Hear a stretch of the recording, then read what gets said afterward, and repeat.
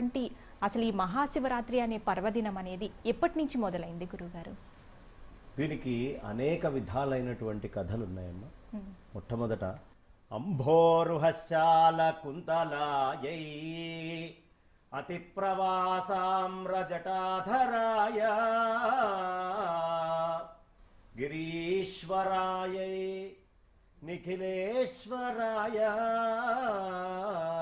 నమః శివాయై చ నమః శివాయ.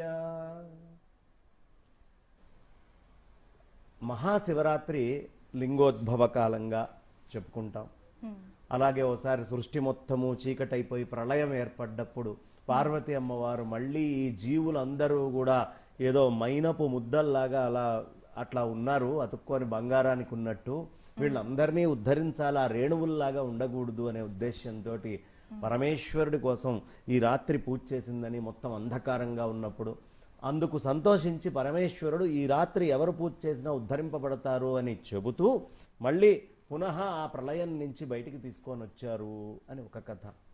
అలాగే ఆ లింగోద్భవము ఏదైతే ఓ బ్రహ్మదేవుడు విష్ణుమూర్తి ఇరువురు ఒక దగ్గర కూర్చొని ఉన్నప్పుడు నువ్వు గొప్ప నేను గొప్ప అని ఒకళ్ళకొకళ్ళు మాట్లాడుకుంటున్నప్పుడు ఉన్నట్టుండి ఒక లింగాకారం ఉద్భవించి కనిపించింది. మనలో ఎవరు గొప్పో తెలుసుకోవాలి అంటే నేను పైకెళ్ళి దాని యొక్క అంతం ఎక్కడుందో నేను చూస్తాను, దీని మూలం ఎక్కడుందో నువ్వు చూసిరా అని ఇరువురు ఒకళ్ళకొకళ్ళు ఒప్పందం చేసుకున్నారు.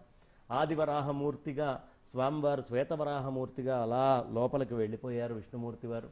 బ్రహ్మదేవుడు అలాగే చక్కగా పైకి వెళ్తూ పైన చూస్తూ మొత్తం మూలం కనుక్కుండే ప్రయత్నం చేశాడు. ఇంతలో పైనుంచి ఓ చిన్న మొగలి పువ్వు అయితేనేంటి ఒక ఆవైతే ఈ రెండు కనిపించినాయి.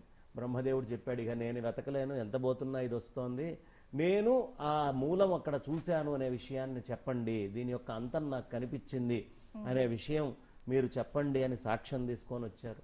అలాగే కింద ఉన్నటువంటి స్వామివారు కూడా వరాహ రూపంలో వెళ్ళిన విష్ణుమూర్తి వారు కూడా బయటికి వచ్చారు.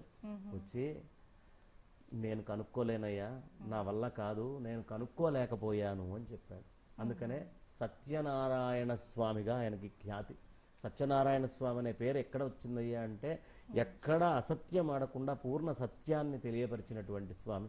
అందుకే ఈ సత్యనారాయణ వ్రతాన్ని కొంతమంది పాటించరు, దీంట్లో శివుడి యొక్క స్పర్శ ఉంది అనే ఉద్దేశంతో.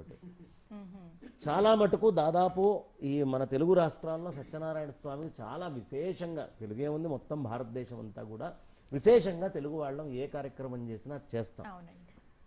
కనుక్కోలేకపోయానని చెప్పాడు. అక్కడ ఆయన అబద్ధం చెప్పేటప్పటికీ బ్రహ్మదేవుడు పరమేశ్వరుడు ప్రత్యక్షమయ్యి నీకు ఇక ఏ విధమైనటువంటి పూజలు ఉండవయ్యా భూమి మీద, ఇట్లా అబద్ధం ఆడావు, అలాగే నువ్వు గోముఖముతో అబద్ధం చెప్పావు కాబట్టి నీ ముఖానికి పూజలు ఉండవు, అలాగే ఈ మొగలి పువ్వు నాకు పూజకి పనికిరాదు అనేటువంటి శాపం ఇవ్వటం. ఈ లింగోద్భవము జరిగినటువంటి సమయం కాబట్టి ఆ మహా అంటే ఇంకా అంతకంటే గొప్పది ఇంకొకటి లేదు అని చెప్పడానికి.